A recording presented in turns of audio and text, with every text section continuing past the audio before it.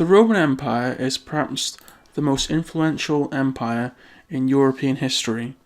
At its peak in the 1st century, it covered lands from England to Turkey, Syria, Spain, Germany, Greece. This empire, at its peak, had a population of over 50 million people, and its own capital, Rome, was the first city to get over 1 million people living in it. It would last for nearly 1,500 years, while the Republic previous to that lasted approximately 500 years. The fall of the Roman Empire, or rather the Western Roman Empire, was the process of decline in the Western Roman Empire in which it failed to enforce its rule, and its vast territory was divided into several successor territories. The Roman Empire lost the strength that allowed it to exercise effective control. Modern historians mention factors including the effectiveness and numbers of the army, the health and numbers of the Roman population, the strength of the economy, the competence of the emperor, the religious changes of the period, and the efficiency of the civil administration.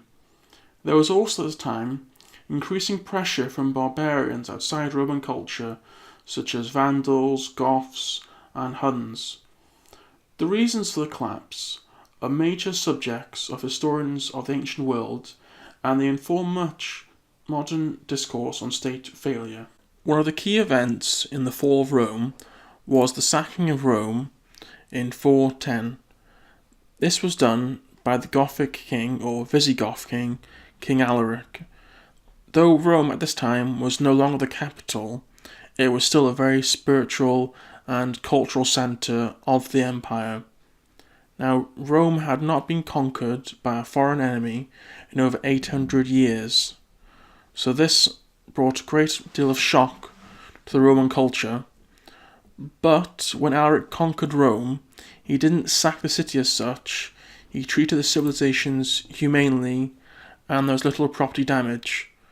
So his main objective wasn't really to destroy the empire, but it really was to free his people and to lead them to new lands, which they would eventually get to, though Alaric himself would not live to see it, in Spain, where they set up a small kingdom, which lasted until the Muslim Caliphate arrived a few centuries later. Another infamous character in the downfall of Rome was the Hun, Attila.